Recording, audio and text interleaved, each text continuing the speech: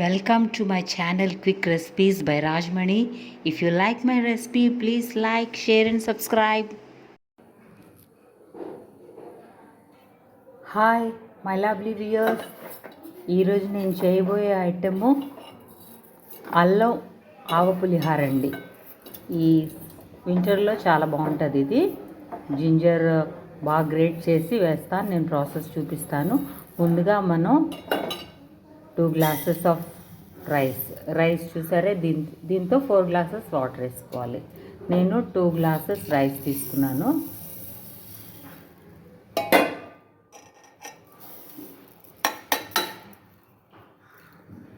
I'll show you the video after washing rice and ఎంత water కలపాలంటే 2 glasses of రైస్కి మంచి పాత బియ్యం తీసుకోండి, చాలా బాగుంటుంది.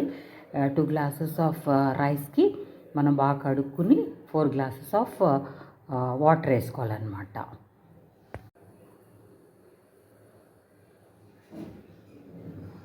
ఇది 2 glasses ఆఫ్ రైస్ అండి, ఇదేమో 4 glasses ఆఫ్ వాటర్ వేసుకుని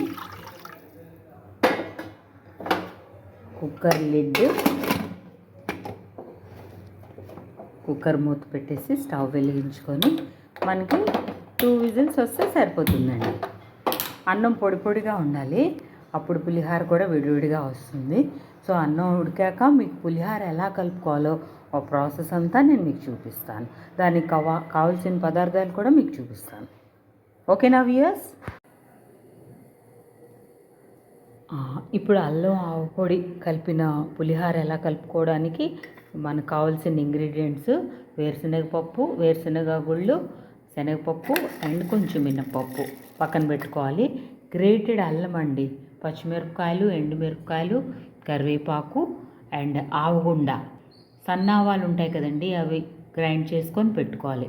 ఒక 3 spoons నువ్వుల నూనె అండ్ పసుపు అండ్ సాల్ట్. ఇవి మనకు కావాల్సిన పదార్థాలండి. ఇప్పుడు ఎలా కలుపుకోవాలో నేను చూపిస్తాను మీకు.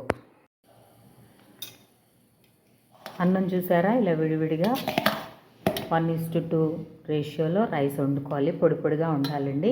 దీంట్లో మనం పసుపు కలపాలి. నెక్స్ట్ కొంచెం నువ్వుల నూనె, శ్రేష్టమైన నువ్వుల నూనె కలపాలండి. తర్వాత గ్రేట్ చేసుకున్న అల్లం,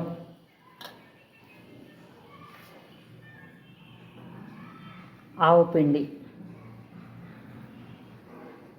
ఇవన్నీ మనం ఈ రైస్కి బాగా పట్టించాలండి, బాగా కలుపుకోవాలి. వీలైతే చేతులు శుభ్రంగా కడుక్కొని చేతితో కలుపుకుంటే చాలా బాగుంటుంది. కొంచెం సాల్ట్ మర్చిపోయాను, సాల్ట్. ఇదంతా బాగా కలపాలండి. నేనంతా కలిపాక మీకు పిక్చర్ పెడతాను. ఇప్పుడు ఆవు పులిహారకి పోపు పెట్టుకుందామండి. ఫస్ట్ స్టవ్ వెలిగించి కొంచెం నువ్వుల నూనె వేసుకుందాం.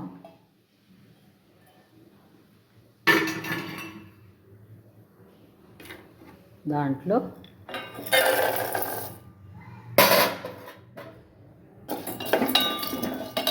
బాగా ఫ్రై అవ్వాలండి. వేరుశనగకాయలు కదా, బాగా ఫ్రై అయితేనే బాగుంటాయి.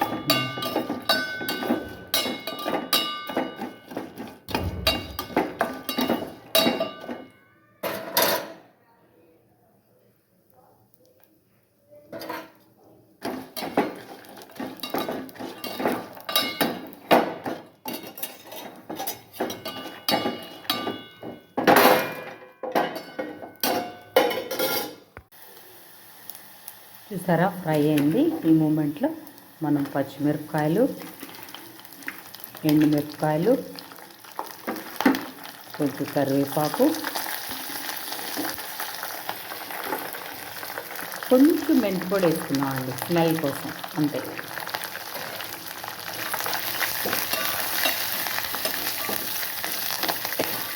పులిహార పోపు బాగా వేగుతుందండి. ఆయిల్లో వేగితే దాని తాలూకా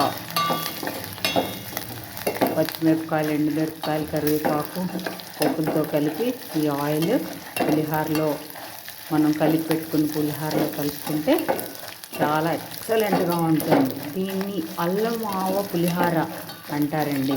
ఇది పిక్నిక్స్కి వెళ్ళినప్పుడు చేసుకుంటారు. దీంతోపాటు గడ్డ పెరుగు తీసుకెళ్తే పిక్నిక్కి మంచి ఆవ పులిహార ఈ చలి వింటర్లో కొంచెం పెరుగుతో ముగిస్తే భోజనం చాలా బాగుంటుంది. మీరు కూడా ట్రై చేయండి వ్యూయర్స్. నా వంటలు మీకు నచ్చుతున్నాయా? కామెంట్స్ పెట్టండి. మీకు ఏమైనా రెసిపీస్ చేయాలంటే చేస్తాను. ఏ రెసిపీ కావాలో చెప్పండి, డెఫినెట్గా చేస్తాను. లాస్ట్లో నేను ఇంగ్రీడియంట్స్లో మీకు చూపించలేదు. కొంచెం చింతపండు నానబెట్టుకొని మిక్సీ చేసుకొని ఈ ముద్ద కలుపుకోవాలండి లాస్ట్లో. ఇది మీకు ఇంగ్రీడియంట్స్లో నేను చూపించడం మర్చిపోయాను. ఇప్పుడు పులుపు లేకపోతే పులిహారే లేదు కదండి. సో ఇది కొంచెం బాగా వేగి నూనెంతా బయటకు వచ్చాక మనం స్టవ్ ఆపుకుందాం.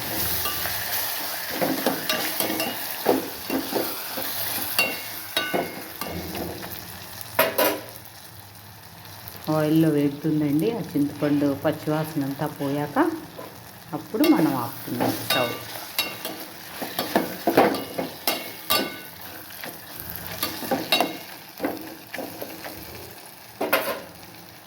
ఇప్పుడు మనం స్టవ్ ఆఫ్ చేసుకున్నామండి. నూనె బయటకు వచ్చింది. మీకు ఇప్పుడు పులిహోరలో కలపడం చూపిస్తాను. పోపంతా అన్నం మీద వేసానండి. ఇలాగా వేసాక ఇప్పుడు బాగా కలుపుకుంటాం.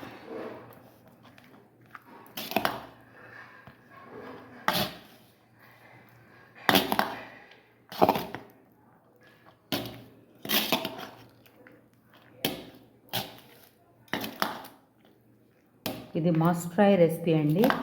చూసారా ఎంత కలర్ఫుల్గా ఉందో. ఇవన్నీ కలిపి ఒక 1 hour తర్వాత తింటే చాలా బాగుంటుంది.